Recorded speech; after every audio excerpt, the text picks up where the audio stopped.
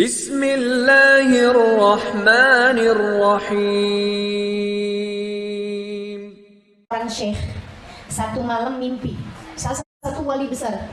Saya nggak ingat Fudail bin Iyad, entah Ibrahim bin Adham, pokoknya salah satu, entah Ma'ruf al-Qadhi, salah satu ulama terkemuka pada zaman tersebut.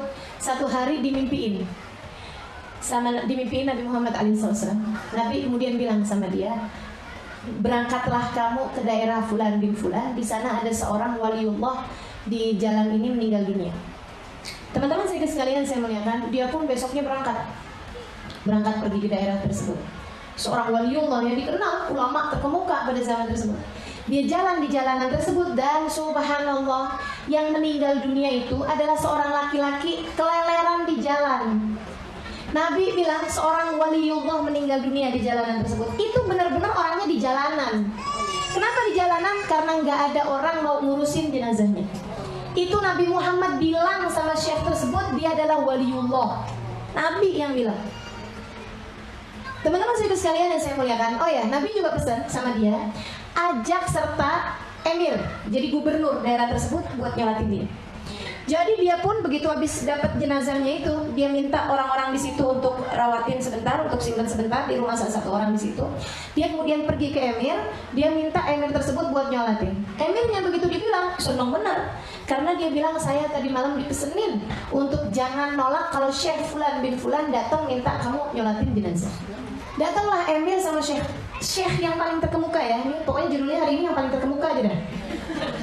Serius sekalian saya muliakan, datang kemudian amir, maksudnya gubernur, sama syekh yang paling pejabat paling tinggi, sama ulama paling tinggi di daerah tersebut buat nyolatin orang itu.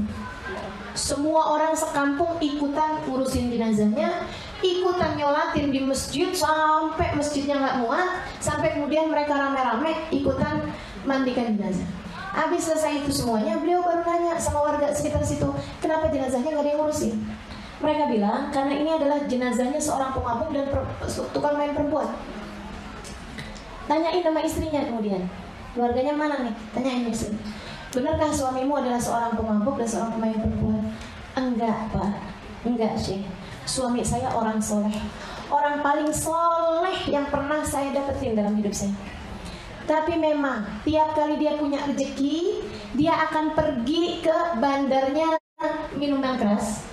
Dia akan beli minuman keras banyak-banyaknya itu dibuangin di sumur. Dia bilang daripada akhirnya diminum sama anak-anak muda di kampung saya, mending saya buang-buangin. Dia bilang dibeli hanya untuk buat dibuang-buangin di sumur. Kemudian kerjaannya tuh tiap kali dia punya uang, dia pergi ke tempatnya PSK. Dia kemudian masuk ke kamar tersebut, dia bilang sama perempuan tersebut, dah kamu rapi-rapi sekarang, kamu taubat sama Allah, ini apa segala macam, nih saya kasih uangnya. Kamu nyari uang kan? Nih saya kasih uang. Dia bilang, saya tahu persis suami saya ngerjain itu karena dia selalu cerita sama saya. Saya bilang sama kamu, bang, ini orang sekampung udah ngomongin kamu semua, dibilang kamu tukang mabok, sama kamu tukang zina, kamu tukang main perempuan. Karena kamu selalu pergi ke tempat-tempatnya PSK dan kamu selalu beli minuman-minuman keras. Terus suami saya bilang, oh nanti loh kamu kalau meninggal dunia gak ada yang ngurusin loh jenazah kamu, kata istrinya. Karena mereka emang udah ngomong dari sekarang, nah kalau dia meninggal dunia kita gak usah ngurusin, katanya gitu. Suami saya selalu bilang, tenang aja, Allah kan maha tahu. Saya udah minta sama Allah kalau saya meninggal dunia, biarin Syekh Fulan bin Fulan, misalnya Fudail bin Iyad gitu ya, Syekh Fudail bin Iyad sama gubernur kita yang akan nyolatin saya. Saya udah minta sama Allah. Teman-teman sekalian, saya ceritain ini untuk ngasih kita tahu semuanya bahwa yang kelihatan di depan matamu belum tentu yang sebenarnya. Oke? Yang kelihatan di depan matamu belum tentu yang sebenarnya. Yang kelihatan di depan matamu, orang itu masuk ke kamar seorang PSK, tapi yang dikerjakan sebenarnya apa kita nggak tahu. Yang sebenarnya dia beli berkerat-kerat minuman keras yang kamu lihat dengan matamu. Apa yang sungguh-sungguh dia kerjakan dengan dibuangin di dalam sumur, kita nggak tahu. Maka jangan pernah menghukumi orang dari apa yang dilihat sama matamu. Kamu ngelihat temenmu itu berselingkuh sama temennya yang sudah beristri depan matamu. Yang kamu lihat pakai matamu seperti itu. Kenyataannya apa? Kamu nggak tahu, teman-teman. Kamu tidak tahu. Maka jangan pernah menyebarkan berita, menceritakan sesuatu kepada orang lain yang tidak sungguh-sungguh kamu ketahui dengan pasti. Halo? Insya